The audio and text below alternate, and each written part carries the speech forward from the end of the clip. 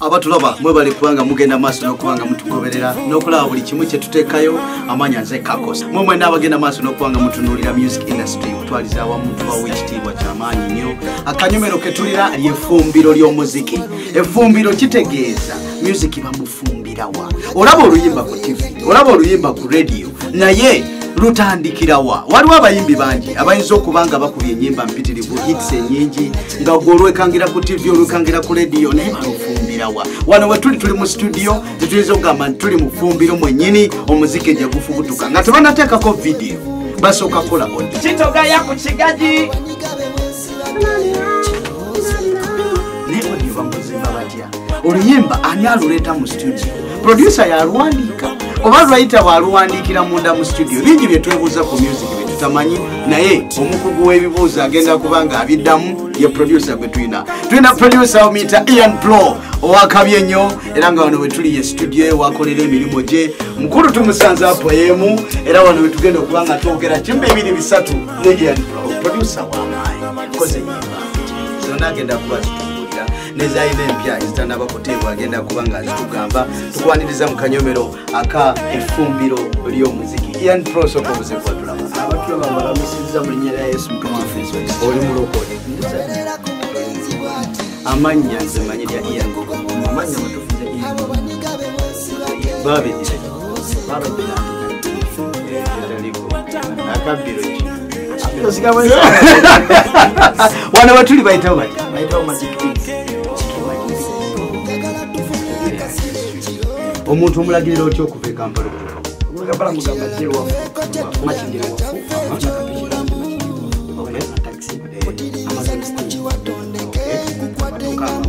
wewe kuba ndongo etokota tukyatokosa etokota tutuukako eyo kyovola batuzza okubuuza twagala esibire bisibire iya ni bintu bingi abantu music ono munene era ekintu kigazi ekigambo kye bayita oluyimba oba effumbiro ly'omuziki tetumanyi oluyimba lutandika lutya nze nzija ne hiti oba hiti ngisanga wa oluyimba eba vibe oluyimba ezimba ayimba wago oluyimba jana wani kati mzinga kuchusa kasi eba vibe ezija vibe fuba ukisinde kigeji bawo abamba kuli omuzimu mzimu bwe gukwambala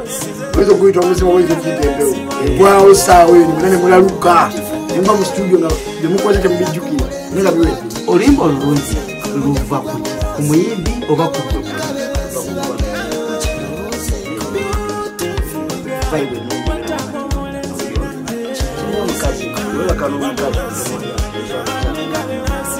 tebinyuma n'akazanyo tekanyuma lebo kubera n'umwaka hala mwenda munyumbi finish ba mweje kirungi kiba kyakabi kati hiti tuleme jibanjanga producer fena tujebanje producer bano mulimu yefena na yatina party producer eta nsango muri aleta asa nyimba kizokozeko Ian Pro nazikoze nawe nogaru n'olukoze era lwa muyimbi bwe ampa amazo lwa moto lwakola loliwe yagambira Ian Pro kasasiro antikalo la spice antikalo spice dana kagumora block okay koy rafe Marura olo lwakatalo wakalutolo lubagula lubya olukona lwakamiliyoni olukolo lwashiba olo love na jizika kachali olugapira wati ono kwa voice muyimbi wangu nyimba nyingi bulanda wangu olina ku luyimba lwomanyi n'ogamba nga gwe producer n'engeri kyonna ekyaliwo ng'ogamba eyo sure lugenda kuyita naye neyo tayina luyimba tunakola ebijuju netwakezo ne bafuna olunzija mbafananira balina okukola enyimba za kolabo omwabera ne vibe ndala nomulanga ina vibe ndala kati Kenzo alina vibe ndala bafana ayagala Kenzo alibizi silo kana kona kayuda mani nezani bwa nabe ibyo vibe ndala zibazawo kana satulwa ngoli malo omuntu lwayimbeka okay yakyefirako naga abalwagala bwatolwagadde kigwera mu studio talwagadde talufana niba balwagala nalufunya nagenda nalo natekana kuleeta kinga abalwagala era afaayo teri asiga watagala producer kubeera producer kimaze mpanga myaka 10 wano tukawo otya wava otya wamu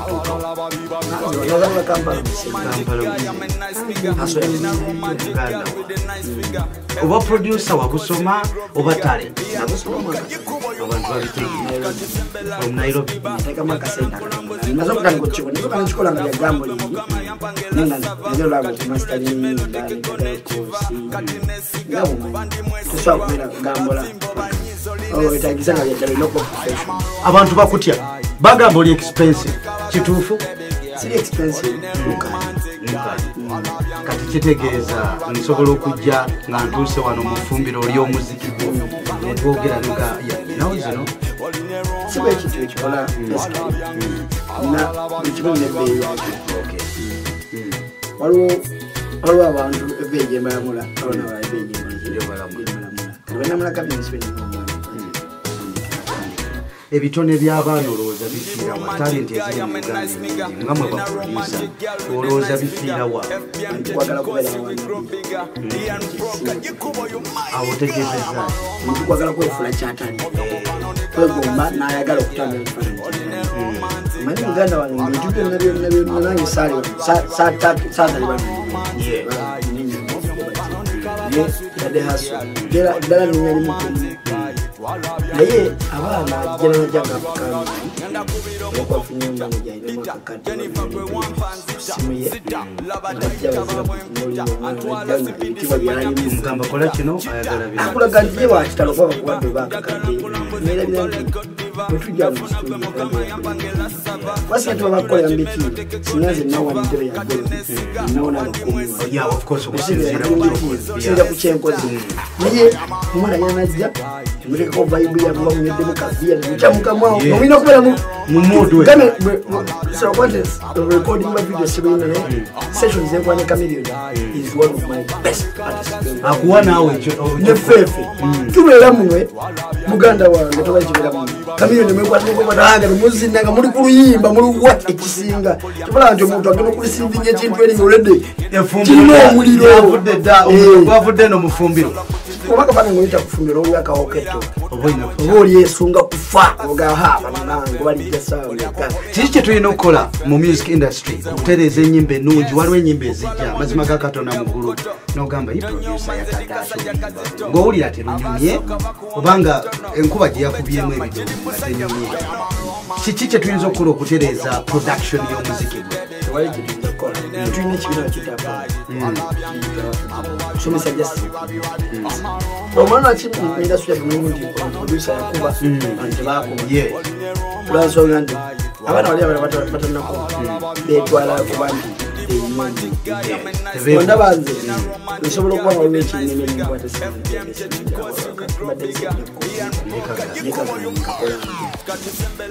kyobulaba njukira mwe abali ebweru temukimanya obasogamba nolimba lunemeredde okumasalika katutwala ebweru bakoleki okujja nga omuyimbi akyogere okutivyekyakikolaki akimanyi naye aba abaana batandika tebaagala byaba bamanyi kamala byonna abantu okuya ebidongo bangi okuyebitubula enyimba ezimu owulira nga lufu nowulira ate nga iyani lwakabi iyani kyatanga kyakabi nze ate nze naye sitambulira ku sipiidi ya muyimba kizibu ki kye wali ofunye mu mulimu gwokola n'ogamba nti kino kyali kigenda kunzizayo abatagaliza bangi batulwanyisa batukuba amawulire abo batukuba kemikonfu batukuba akasawano nawali balabe ng'olemererwa ne bakyali bateera emisango abamu bagamba nti baproducer muteekawo embeera omuwala nga avudde kyenyonyi ng'alina okusula simanyi wano okusuzaawa balala bagamba basuza mu studio mulala namugaa sijja kuwa luyimba lwo kati walabe kyatuka kwa ebintu ebyo tuyinza obigoba mu industry nange byakutuukako naye kyengenda okugamba kyekimu mbeera we etabukamwa omwana wange omusajja mufumbo basi naliwa kwa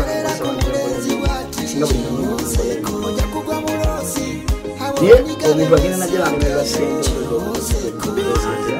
nga bawata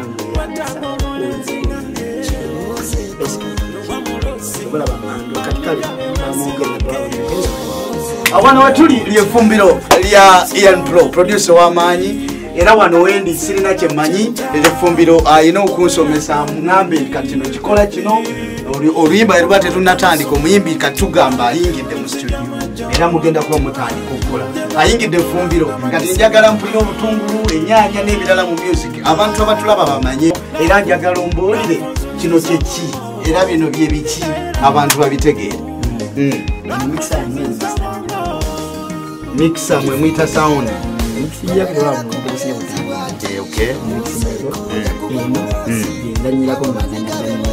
okay abantu bagamba mbu awo sound card ekola kinene nnyo mu luyimba okufuluma nga yefuga studio yena okuwa omuzinzi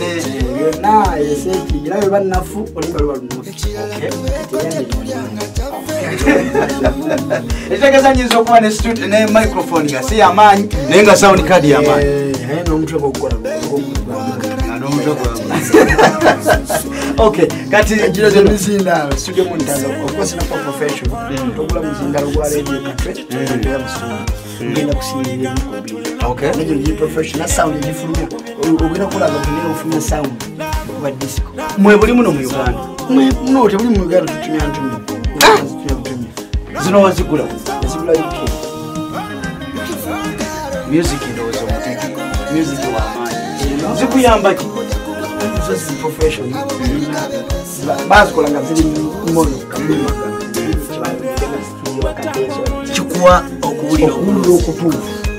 ate buli awo ogwa radio kuba mu kibesi ne bakyongera nnyo notabitegeera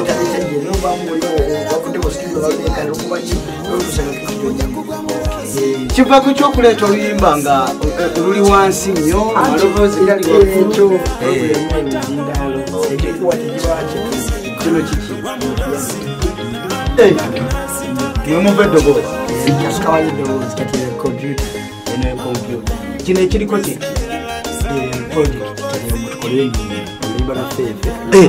romantic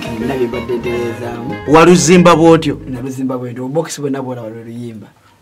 gano ge maloboozi ago ge maloboozi gafeefe kati ono yefeefe ono yenze waggulu awo kati njagala ntandike Ian nze fefe busi nyingidde mu studio njagala ntandike okuwulira onzimbira otya engoma era oluyimba waluzimba otya fefe busi nga tanaba kuteeka mu maloboozi oluyimba lwali lutya